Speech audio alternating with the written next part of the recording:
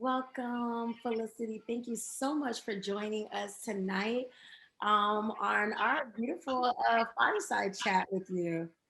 It's such a pleasure. Having me. How's everything? It's great. Thank you very much. Really good. Good start to the week. Some good energy this week. I'm excited to chat tonight. Awesome. And so, what side of the world are you on today? I am in Westchester, New York. Okay. So just it's a little swampy in New York right now. So excuse my shininess, but other than that, all is good. Trust me, it's like many hurricanes here in Miami, Florida. I'm in Miami, so it's been raining almost like every day this week. I can't wait for it to stop. Yeah. Um, 100%. Well, I'm going to start and introduce myself. For those who don't know, my name is Kenasha Paul. I'm the founder and CEO of the Black Professionals Network, an organization focused on building social and economic capital for Black professionals.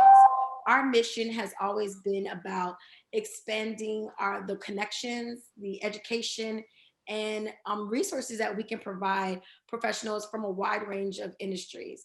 And so our one of our sessions that we'll have today is a diversity hire, where I'm so pleased and honored to have President of Audeliss and INvolve, Felicity Hassan.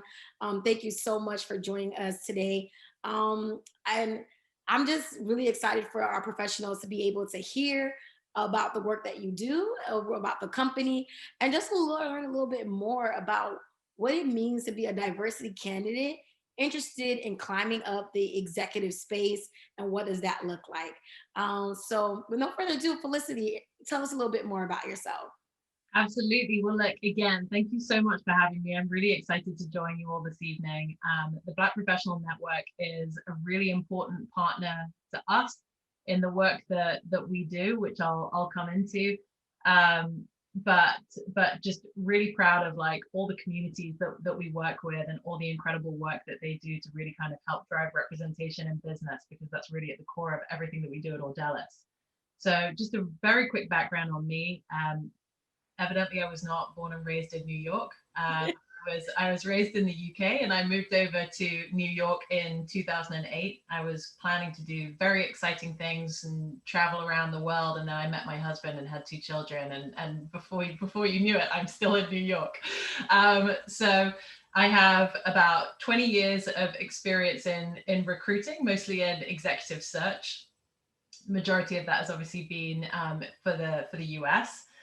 Uh, it's mostly on the agency side, although I spent 3 years at Bloomberg and 3 years at Audible. And what kind of really sort of started me on this journey towards driving intersectional diversity and really focusing on recruitment was really an appreciation for my own personal challenges.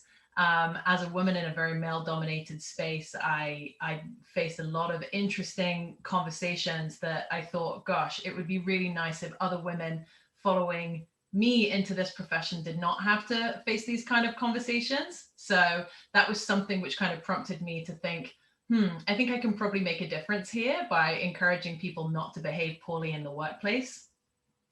And then, as my career progressed, I had the privilege of working alongside, and understanding, founder-led organizations and Mike Bloomberg's commitment to really a slightly kind of different spin on diversity in terms of his focus on socioeconomic background, which was kind of really a fascinating experience to learn from him.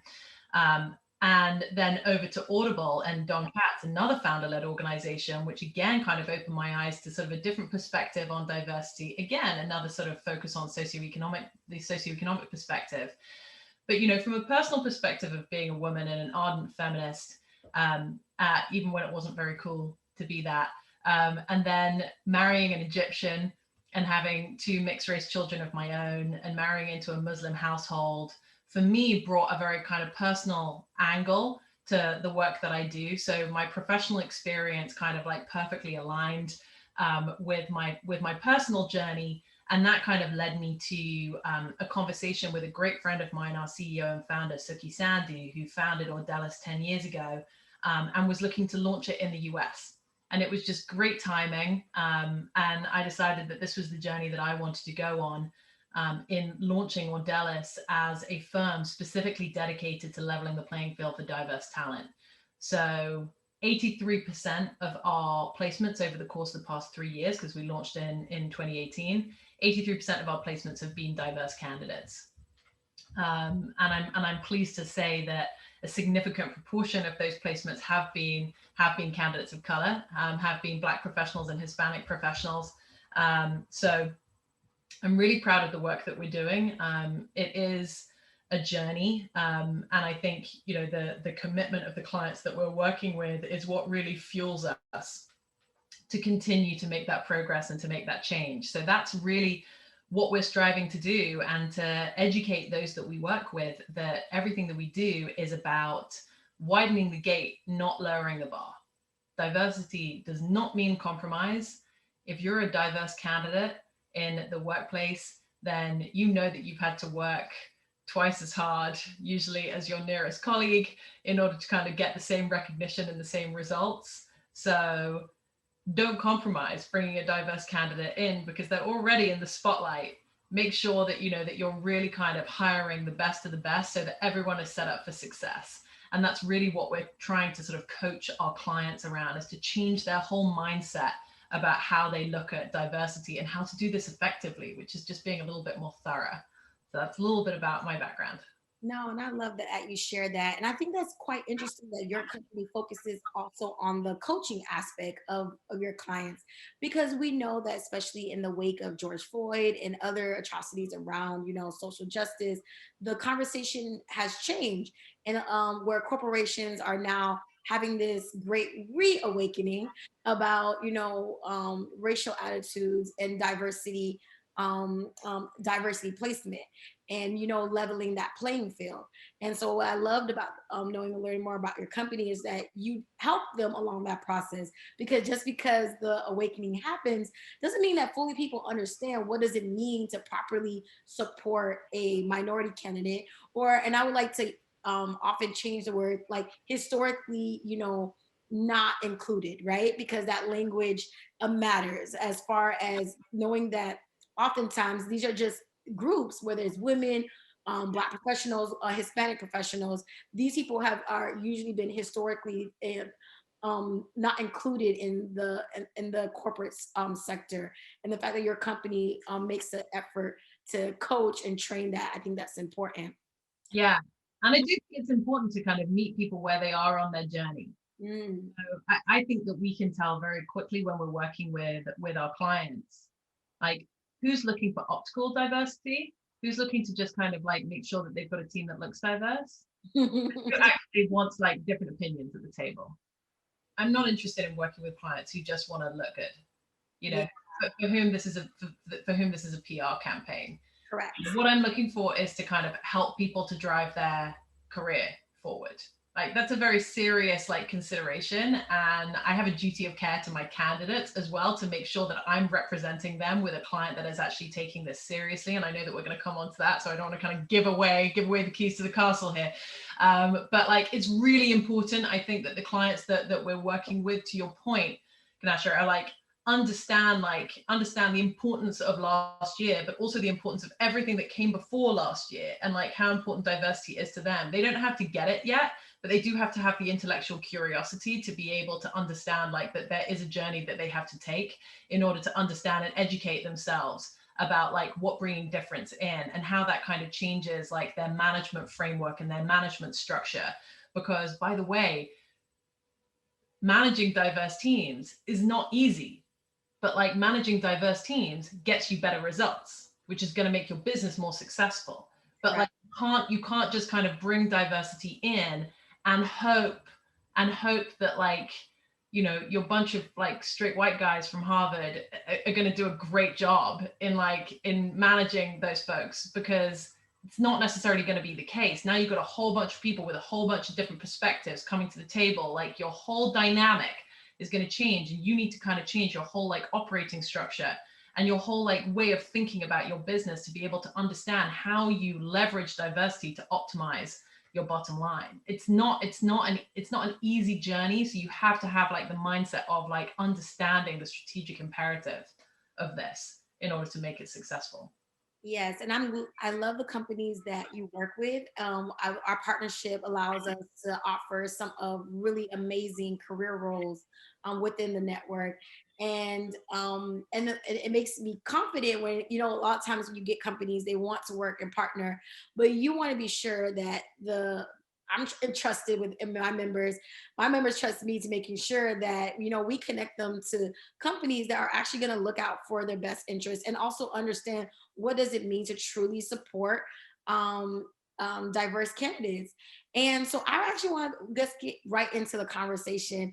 And for those who are joining us, whether it's on live or right here in this webinar, feel free to throughout the evening drop any questions. I'll make sure that Felicity is able to answer them, and that we just really want to make sure that we have a great introspective dialogue about and giving you guys the tools and strategies so that you can be on your way to the executive career role of your dreams, to shaping a company culture that you want. And it is possible, and you can get paid a lot of money doing it as well. So I want to go right into the conversation with that is okay for a lot of minority professionals, especially I feel like in the Black professionals circles, there's not a real direction or a mentorship or path on how do we even start an executive career plan. It often just seems that a career happens to us and it's not always we're not part of an intentional shaping of what a career path. Some industries are, of course, but oftentimes you get the first job that you get out of college and then you just kind of roll with it from there. So, what would be an advice of how do we even begin creating an executive career plan? It's a great question, and obviously everyone's path is a little bit different. So I would say the advice that I got that really resonated with me and something which has been very valuable for the candidates that I've worked with is really understanding what your ultimate goal is. Understanding, like, taking the time to educate yourself about like the various different functions within your organization, and understanding like some of the transferable skills that you have. I always think, a useful exercise is taking a look at your resume and taking some of the specificity around like your actual like function and industry out of it a little bit, so that you can see when it comes down to like the bare bones, what are your core strengths? Is Oh, your core strength like, are you a good project manager? Are you good with data? Are you good at building relationships? Are you somebody who's kind of, like better at kind of like doing things in the background and letting somebody else take the lead? Are you more of a leader, but not necessarily a good executor?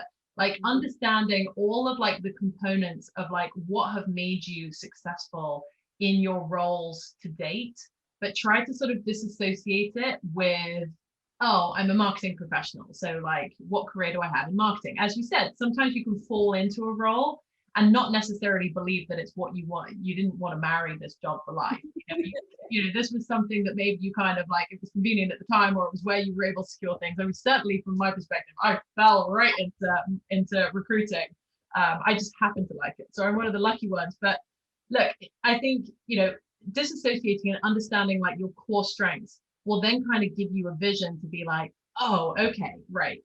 My core my core strengths are in project management. What within my organization would happily kind of like optimize my project management? I could do it within function. I could do kind of a project management role within like a marketing function. I could maybe think about pivoting into like more of an operation, like a core operations function. Maybe I could start thinking about like pivoting my career more towards like a CTO type role. Maybe it's kind of like pulling on technology. But what are those core threads that make you successful, that you think that you could really pull on? Because look, there's always skill sets that you can develop. But I think all of us have like innate skill sets. I know that mine is not math, for example. I am not like a numbers and spreadsheets person. I can do it, and I can learn how to do it more effectively, and I can understand how to like work an Excel sheet. But at the same time, I know it's not my core strength. What's my core strength? So if you can kind of break down to that, then I think that you can start like building your vision and understanding your goals. And I think coming back to the point that I started with, some of the best advice that I got was exactly that. Understand what your end goal is. I'm a big proponent of the concept of like, what's my headline in like 5 years time or 10 years time or however long you think it's going to take you to get there, but be aggressive about it. What's my headline in 10 years time? What do I need to have achieved like by then in order to get to that point? Who do I need to have kind of met in order to kind of get to that point? How many conversations do I need to have had in order to kind of like get into that room, in order to kind of get up that ladder? And also be open-minded to the possibility of, you know, of taking lateral or even backward steps if needs be in order to kind of course correct. Because maybe you're in a career path now that you fell into and you don't love it. Correct. And you know that you could add value somewhere else. But by the way, everyone's got a list of skill sets that they want to kind of come into the role. So maybe you can't go in at the level that you'd love to go in, but if you can just like take a step back for a year or two in order to kind of build like the building blocks for like the next step forward, great. If you've got somebody who trusts you, who can help you like fast track that so you can move lateral and continue going up, fantastic. But just be open-minded to the fact that you might have to kind of like, you know, deviate a little bit from the course in order to get to your goal. Your eyes should always be on the end goal of what you want to achieve. That's amazing advice. Like honestly, just even how you broke it that down as far as that of understanding what your core skill sets are that outside of the function. And I think it's so often because we do fall in function based roles that we think that we are, and almost as if we're like a cog in a machine, right? That we just think that we're some part. But when you realize that you can be an engineer type thinker for a business. And I think the biggest takeaway I took from that is, especially of how you understood it from core across different aspects that all businesses need. There has to be someone who can help lead teams. There has to be someone who can help execute. There has to be someone who does understand the spreadsheets and finance, because these are all the basic elements of all businesses, no matter the industry type. And they're all looking for talent that can help them, work together as a team to achieve that mission, or that end goal that they're looking for. And then almost thinking of yourself as the same way of how you're a personal business, that you have to figure out what your skill sets, what your talents are, and match that accordingly and provide that value. So I thought that was definitely amazing. And don't be afraid to ask questions. Mm, Way. You want to understand what people, for the longest time, I'm working recruiting. I should know what people do in HR. I didn't. I really didn't know like how that role broke down. So at some point, you've got to ask some silly questions. You've got to ask some questions that you might feel are embarrassing. Like, hey, what do you actually do? Like, because also different organizations define roles differently, correct. right? A chief of staff in one organization could be miles apart from a chief of staff in another organization. And that incidentally is an interesting like aggregator role, which Yes. gives great exposure to like a department head and like helps build relationships and build trust. And building relationships is incredibly important. Asking questions, people like to talk about what they do. People like to talk about themselves.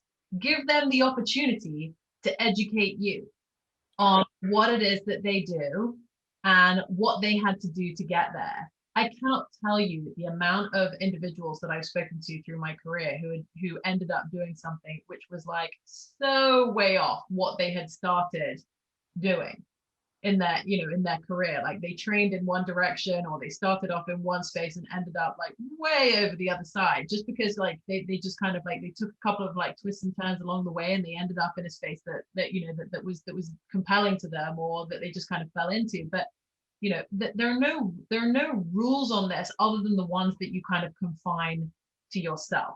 And I say that in the knowledge that maybe there were 5 years ago, maybe there were 2 years ago, but as a diverse candidate in the current market, now is your time to really start experimenting. Got it. And really start like pushing boundaries, because you know what? every company with half a brain out there wants to increase their representation and wants to understand what talent is out there that they could capitalize on. They want to understand how to bring different voices to the table, how to reach new markets, how to speak to the US population. So, I mean, this is your opportunity to ask those questions and really demonstrate what value you can add. Exactly. And so that's a great segue to another question I had about what are common red flags that you find that because candidates over focus on functionary role sets that you feel hurt them in the process of the executive search? I think, and this is probably an unconventional answer. I think there's too much focus on resume. I think that we obsess over resume. Resume for most professionals is really just an opportunity to get in the door. Got it. People are not going to learn about you in great depth from your resume. So the key thing with your resume is to keep it clear, clear, concise, compelling. You want to make sure that you give people a real appreciation and understanding for what you've done and what you have achieved in your career and the role that you played in certain situations. So making sure that kind of like the descriptors are appropriate. Like, did you lead that project? Did you participate? Were you a member of a team? By the way, all of these are applicable roles for roles to play for many opportunities, right? So, I mean, many people are looking for somebody who can be an effective member of their team. And therefore, being the person who was on the team rather than leading the team might actually give you an edge in some situations. But like, make sure that people understand like what you did. There's a lot of resumes that I read that I feel like are incredibly vague.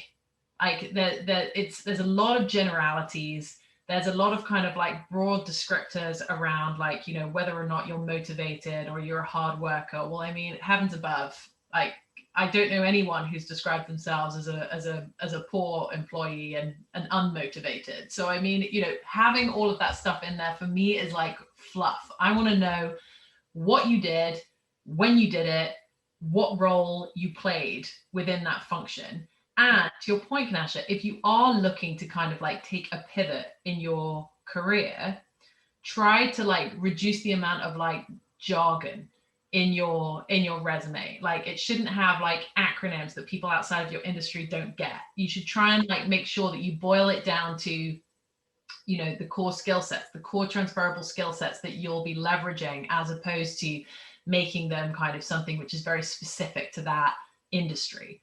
So there's always going to be a level of, you want to have like a core foundational resume, but at the point at which you see an opportunity that you want to apply for, put in the effort to like put in a couple of tweaks that you think are going to like really sort of jump out or stand out to the person reading your resume. Always keep it accurate, always keep it something that you can back up. A good interviewer will kind of dig into a level of detail. They'll peel away that onion until they kind of like get to a discrepancy. So make sure that it's something that you can kind of back up. But to the extent that you can get in the door by kind of like demonstrating with clarity what you've done in certain areas, I think that is kind of that's the critical piece to me. It's you have to kind of take the responsibility for understanding like how people want to read your resume. And I think if you're looking to kind of like take a sort of deviation, I think it's also worth like trying to connect with a human within that organization. By all means, like make the application, but I mean, thank goodness for technology in terms of like the access and exposure that it gives us to everybody out there. My advice is always to make the application, find somebody who works at that organization, connect with them on LinkedIn and send them a quick message. Hey, I just sent an application. Like somebody who's either going to be likely to be the hiring manager for this role if you were to take a stab at it, or somebody who works in recruitment, or somebody who works in HR, or quite frankly, the higher you go, the better. The higher you go, the better. Genuinely, the higher you go, the better. If you're looking for an opportunity within operations, like go to the COO. Like chances are they'll be on LinkedIn. Like you don't need to have like an advanced LinkedIn account. You could even send them a quick note in 250 characters, just through connecting with them. Hey, I just submitted my resume for your consideration for this role. Would love to have a quick chat with you just to see whether or not you feel I'd be applicable. Let me know the best number to catch you on. What's the worst that can happen? You don't hear back. So I think there's a level of kind of like customizing your resume, and then also kind of making sure that you follow up and you do everything in your power to kind of make that connection. Got it. No, great feedback. Great feedback. Anyone, if you guys have any questions, feel free to mention. As someone on the chat says, they agree, they love the resume should be clear, concise, and compelling. 100%. That definitely there should be a resume revolution, because I think that there no, because I think that the more that you read them, the more you're realizing that, especially when you're an employee, you think that your resume has to be structured a certain way to kind of highlight how you brought value to the last company that you worked for, right? But Yeah, when you shift and you're looking at being the person with resume, you're actually realizing that resumes should be really written to be kind of like, well, how can bring value here? How can bring value in general? And there are certain skill sets that probably could be more laid out, like instead of listing like the company and everything that you did there, listing like the skill set. I'm a leader, and these are the different ways that I reflected leadership. And I think that a resume revolution is on the horizon. definitely.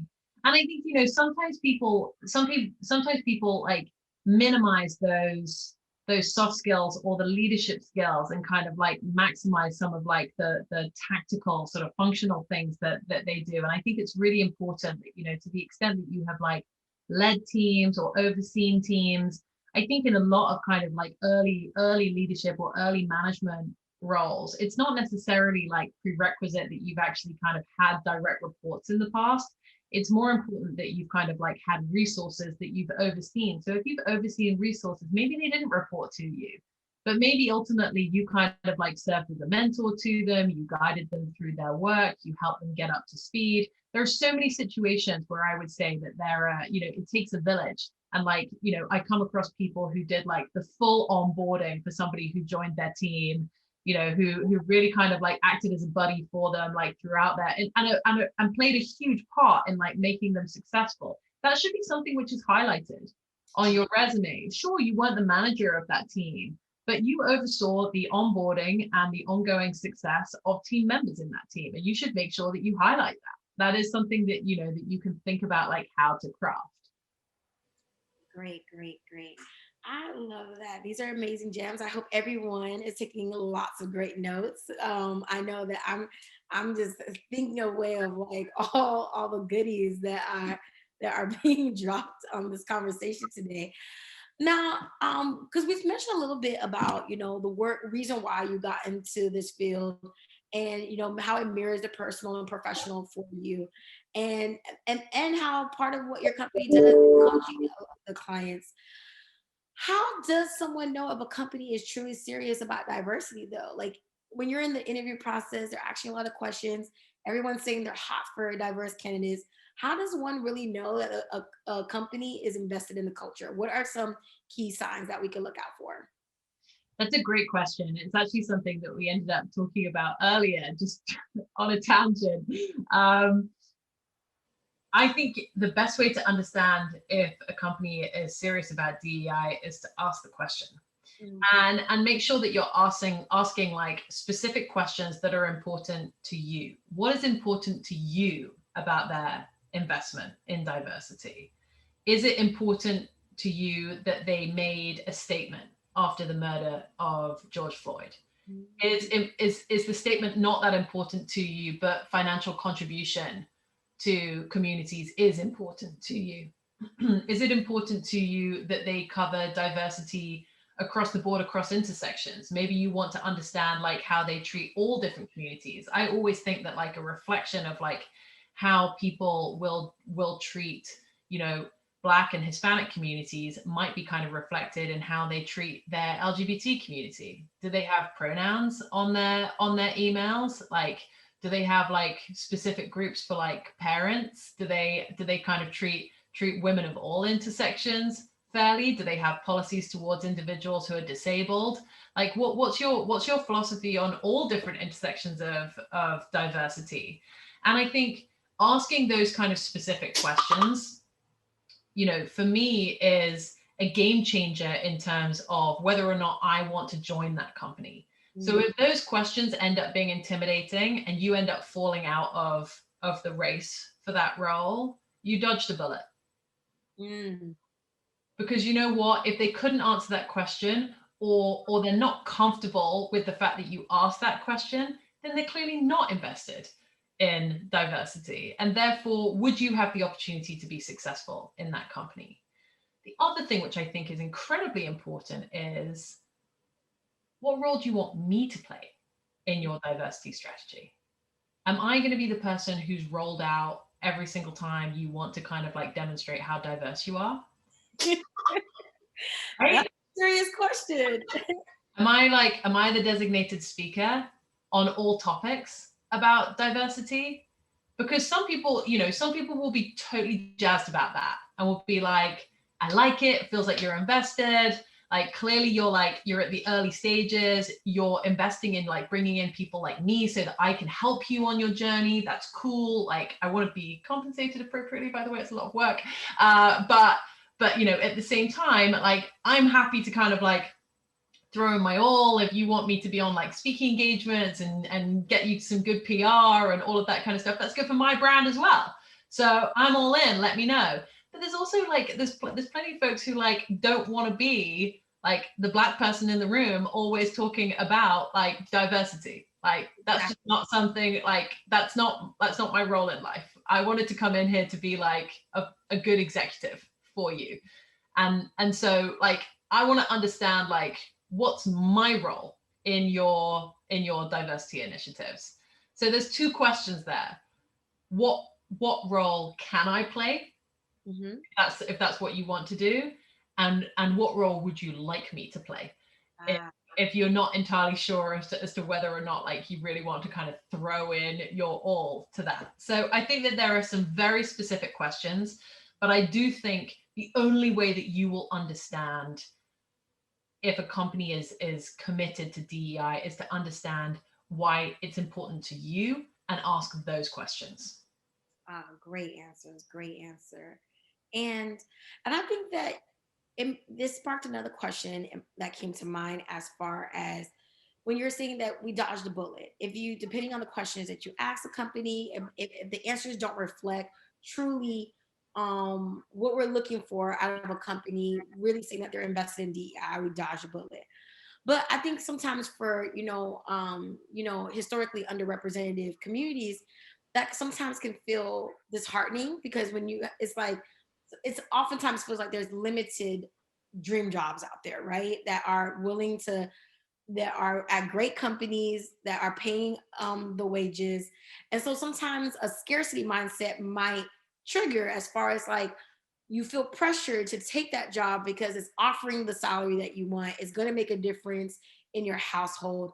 How do you recommend for professionals to balance Um, so you want to secure the role, but you want to secure the right role. that? And again, like, having been in this space for like 20 years, like, your career, how much time in your day and your week do you spend at your job? At least over people on average is like over 8-10 hours a day. At least, right? Mhm. And you're thinking about it outside of that as well. Exactly. You want to like push for your career, but you also want to make sure that you don't make a hasty decision about an opportunity that feels like it could like get you that like paycheck that you want, like get you towards your end goal, but you're going to be miserable. Like, there's a real like tight balance there. So I think, for me, interviews have to be 50-50. And I think that we have to kind of like shake off like the anxiety and the nervousness around like maybe this is the only opportunity, like maybe this is it for me. um and try to kind of like try to sort of absorb like more confidence about this moment and the opportunity that this moment brings, which I think is real. And Yeah. certainly as a diverse firm, I can tell you from the volume of opportunities that are coming to me and the volume of opportunities that I have to turn away, Yeah. because they're not at the level, or we're a boutique and there's only so much I can deal with. I can tell you that there's a ton of opportunities out there.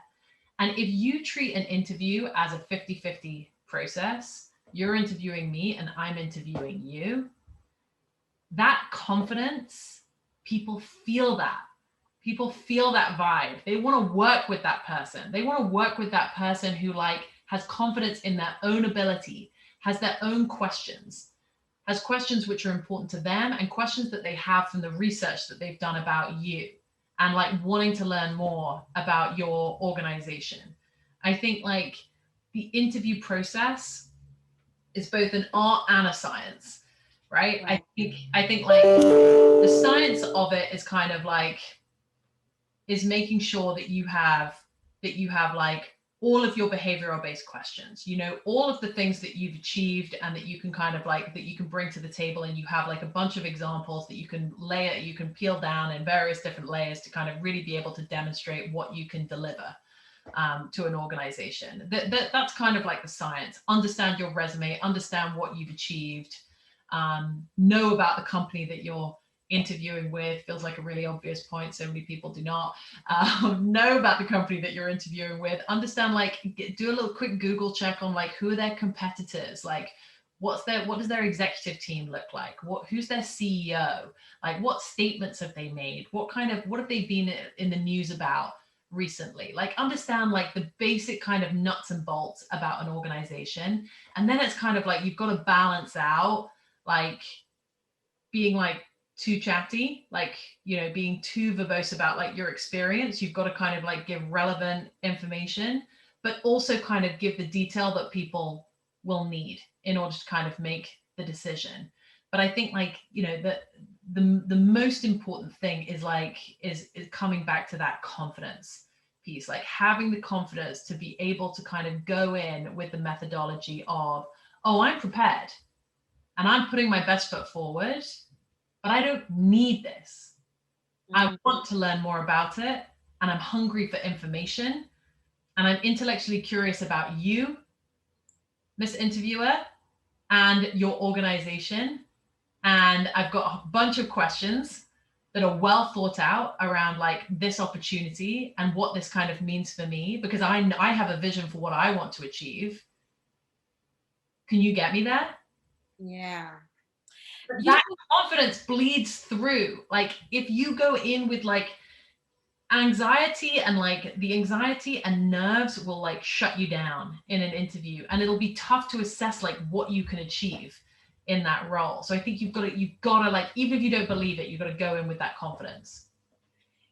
I don't know. Felicity, what you described made me think a lot of kind of like how dating works. When people are like, like when you're going on a date and you're just deciding that it's not that that person's just picking you. Like you also have a say in picking them, and the confidence you exude in that of like letting them know is just like that you're also being interviewed to make it to the next round. That it's a two-way street here. And so I think people just understanding that, like, confident, like to your point, confidence, no matter in what area of life, it matters. And really kind of setting that tone that it is an equal exchange of what's happening here. There's a give and take on both sides, and people just being able to remember that they can be empowered in that moment, in that space. 100%. And I cannot tell you, I honestly think one of the pieces of feedback which really kind of differentiates successful from unsuccessful candidates on so many occasions, and there's obviously a ton of different factors that kind of come into play here, but one of the things which probably comes up the most often is the questions that people ask in Mhm. the interview. it's what really stands out for people. It really stands out for me as well. I feel like I immediately connect with the people who ask me tricky questions, because I'm like, wow, they really thought about this Mm-hmm. before they came in. Like they thought about this opportunity, they thought about like what it would mean to them, they thought about the organization, they put all the pieces together. And if you think about like how organizations are looking to kind of run now, and particularly the organizations that you're interested in, which would be organizations that are invested in DEI, they want individuals who can do the job, who can be invested in the culture, and can give way more than just like a 9 to 5 to their organization. And that's not in terms of like, working 24/7. It's about like, what can I give in terms of like my energy, my input, my sense of community? What can I bring to this organization, which is more than just my ability to do my job on a day-to-day basis? Mission. Your ability to like demonstrate your curiosity and demonstrate your commitment, like through those questions, it's so telling. It's the easiest way to differentiate yourself from the competition. Someone's really into you. Correct. You can tell so much about that. And so I think that leads me to the next question, about what are the common traits and mindsets of those that you've seen are successful in the executive search?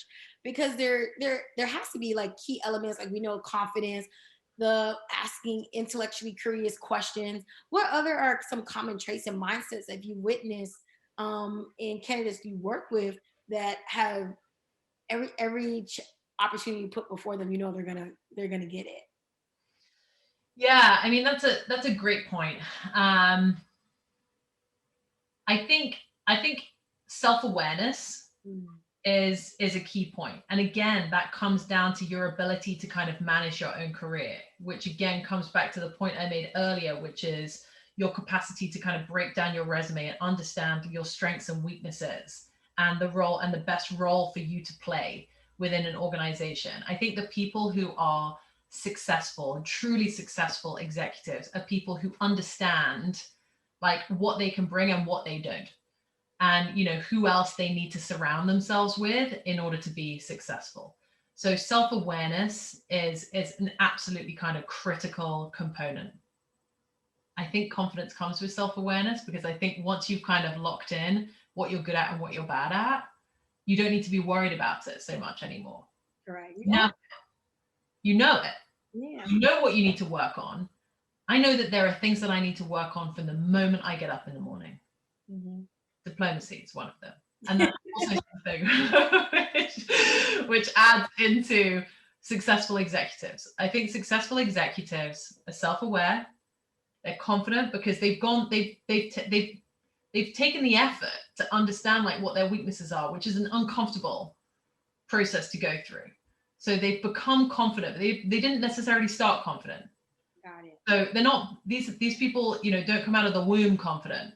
Got it. They're working, they're constantly like working, analyzing and assessing like how to push forward.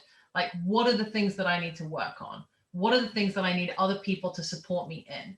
Like, it's that self-awareness, that confidence, and then relationships. I think what makes a good executive is the person who's always happy to ask the question, who's always happy to say what they don't know. And look, for all intents and purposes, there are pros and cons to Mike Bloomberg and that organization.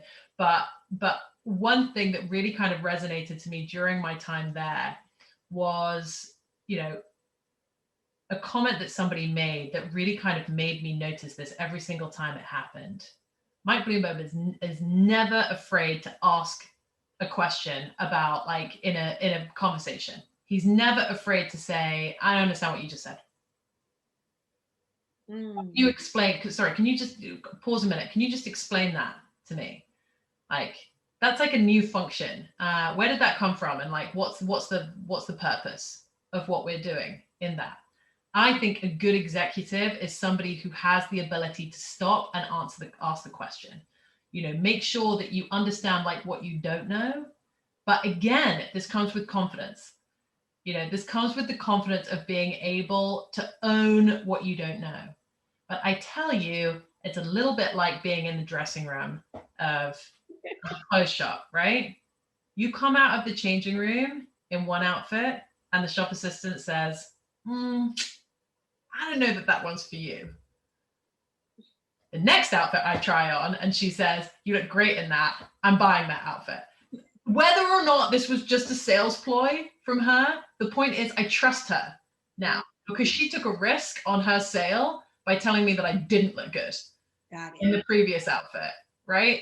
So I think it's kind of like, it's that ability to like ask the question, put yourself out there. Look, there are certain things that like maybe you should have known and like just Google it discreetly. You know, that's the beauty of having a smartphone.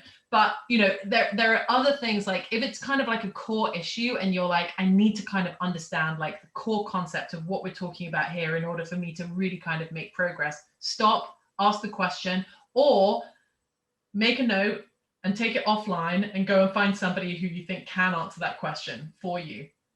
But always kind of like, always ask the questions and make sure that you're kind of pulling in the village to support you in educating you in kind of getting towards your goal and like reaching your destination. Don't feel like you're on an island.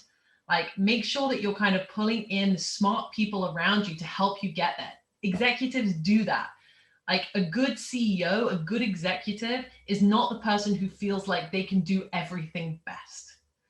They are the person that surrounds themselves with people who can do it better. I think the best hiring manager is the person who wants to hire somebody who's better than them. Correct. At everything, because that they should be constantly working themselves out of a job. Otherwise, they will never progress in their career. So it's that combination of self-awareness, confidence, asking the question, building relationships. That's a thread that kind of runs through all of this. You have to build the relationships to be able to have people that you can ask the questions to have people who can help you build that confidence, who can give you the feedback that you need to be self-aware. You know, the relationships kind of like come throughout. And that's something, you know, as you build those relationships, that becomes your network. Those are the people who become like potential mentors. Those become people that become potential sponsors for you in your journey. But they have to kind of see you investing in you before they are going to invest in you. Correct. They are not going to just seek you out as somebody for them to support. You have to demonstrate a willingness to learn in order for them to think, oh, this person's really somebody that I would like to invest in myself to drive their career forward. So I think that the ability to kind of build relationships and also the ability to kind of step back and listen. And I think that's where the kind of diplomacy comes in, and understanding that, you know, that there will be situations where there's always going to be kind of points of conflict. And you need to have the ability to kind of step out of a situation and be the diplomat and observe. And be the communicator. Yeah, just a position of neutrality as well, I think is absolutely key. But I think, you know, there are a ton of factors, but I think for me, like those are the things, like there are people, the people who display those qualities are always the first people that I call when I have like a tough search on. And I think, you know what, that's the person who I would like, that's the person who I would always feel confident about putting in front of my client, because I know that they're gonna do a good job. They're gonna represent me well. They're gonna represent themselves well, and like there's gonna be nobody misled along this way. So I actually have a question that came from Twitter regarding this conversation. Now, this was someone who reshared about a case study about a woman who was interviewing for a role. She received the position. As soon as she tried to negotiate the salary, they rescinded the offer. Now, what is what's your recommendations on something like that? Should you negotiate the salary before the position's offer, or get the position and then negotiate later? What is the strategies around that? Know your value and have that conversation. The first conversation you have with that organization, let them know what your expectations are. You've got to know your value. And there are ways in which you can find that out. You can find that out from the recruiters that you're working with. You can find it out from your peer group. You can find it out from Google. There's a ton of resources that you can go to get a basic understanding about like what people in your industry at your level are paid in your geography. So, and also understand like, maybe it's not even that scientific. Maybe it's just like your mortgage plus your childcare combined with a little bit of extra to have some fun. That's my value. And that's ultimately what I'm looking for. Just understand your number. And I think if you start with that, then there should be no confusion along the way.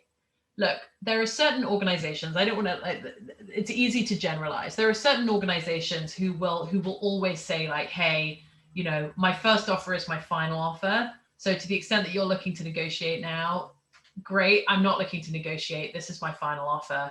And that's just our policy. And, respect to them, they also have their value for that role, and they have an understanding and appreciation of like what they can afford and their cash flow and the size of the organization and their tiering structure and whatever. Great. But if you've shared your value at the beginning of the conversation, you should never get to a point where you're having to negotiate on a number which is inappropriate, because they knew weeks ago, months ago, what you were looking for. So having that understanding, and I can tell you it's our approach at Audeliss. We ask that question in the first conversation we have with candidates, whether I'm working on often when I'm working on a role or not. What are your expectations? What do you feel like your market rate is? It's perfectly acceptable, by the way, to say I don't know, and for me to kind of go out and like do some analysis and come back to you with what I think it would be. Okay. You don't have to share like what compensation you're on, but know your value and share it. The earlier you communicate that, the less pain you will face through the process of like the uncertainty of whether or not you feel like those individuals will meet your number. Amazing. Great feedback. Great feedback. Thank you for that, Felicity. We're approaching towards the last couple minutes of this talk. I want to go to our last question. If no one has any from who are in the talk with us, how does one work with a recruiter? Like, so we've worked with different organizations that does recruiting, and there's different styles, different ways. Explain your process and give some insight about how do people even begin working with a recruiter. So I think working with recruiter, you need to understand that they are either recruiter for an organization, in which case they're employed by the organization and their accountability is to their employer, or they're employed by an agency and they're paid by a company, and therefore their responsibility is to their client. So you need to understand from a recruiter's perspective, a good recruiter, and again, at our firm, obviously, I believe that we're fantastic recruiters. I think a good recruiter should always manage expectations appropriately. I think a good recruiter should communicate freely with you. I think that they should have your interests at heart and in mind at all times. But I think that is not always the case.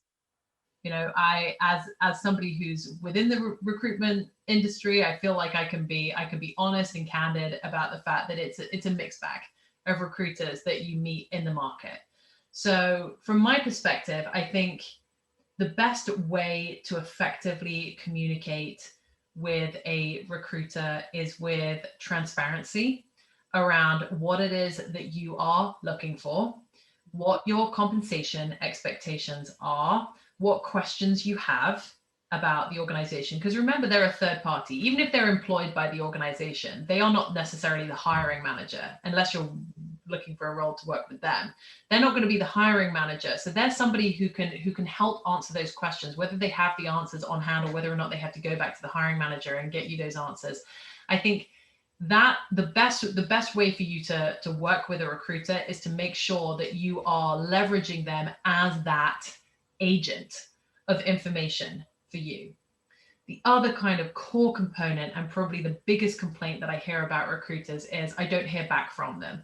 I didn't hear, they didn't communicate. They just like left me hanging. You feel like a jilted lover. I think, the most important thing is understanding like, when's the next time we're going to have a conversation? When are you presenting my resume? What are the next steps in this process? make sure that you have that time booked in, make sure you understand when you're reconnecting with that recruiter along the way.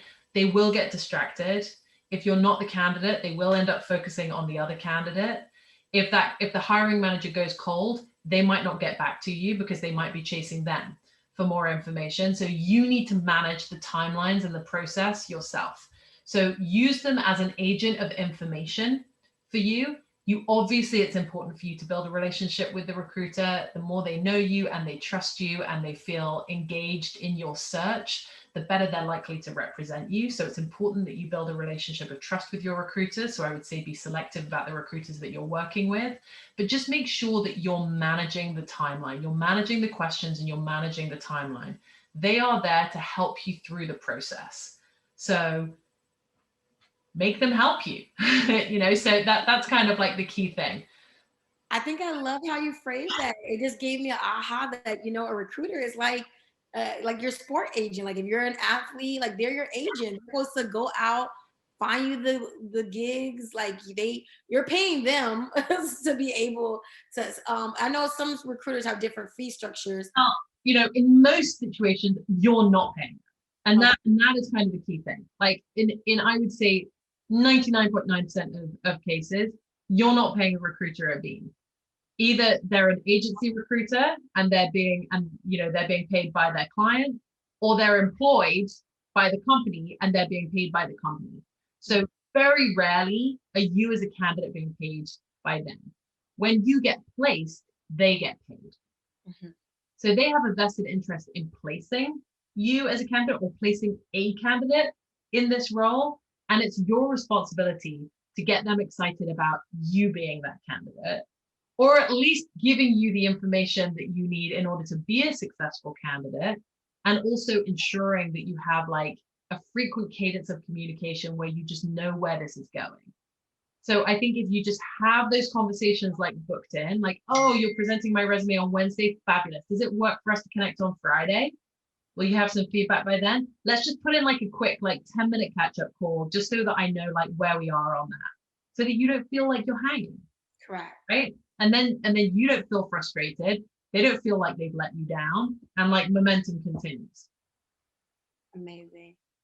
Awesome. Thank you so much, Felicity. You dropped so many gems. I think that I don't even know if anyone else has any questions, anything that they would want to be able to discuss.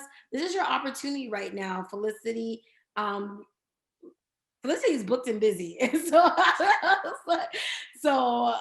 this is an amazing time to have someone like her be able to take this time to tell us about this process, give her to provide her wisdom and insight. So if you guys have any questions, feel free to drop them. Let's see if I have any questions that came in online.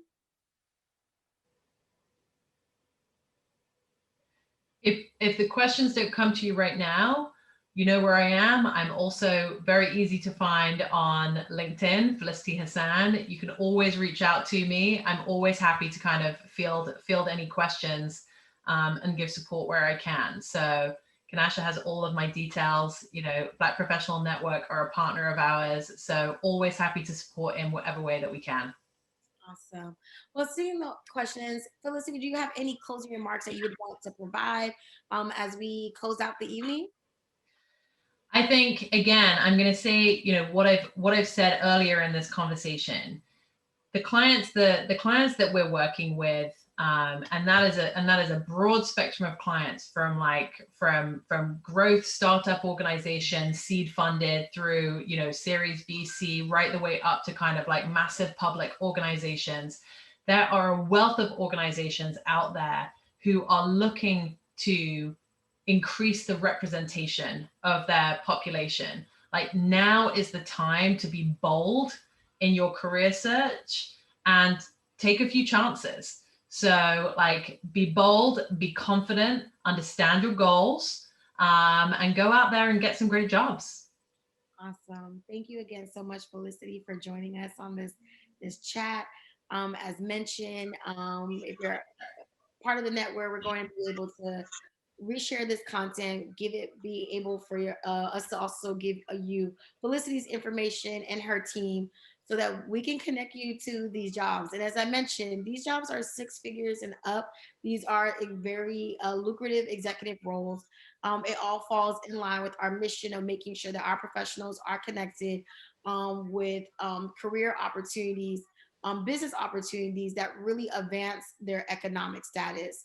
And so I love the partnership that we have with Audeliss. And thank you so much again, Felicity. Look forward to our next chat. For having me. All right. Have a good evening, everybody. Have a good one. Bye.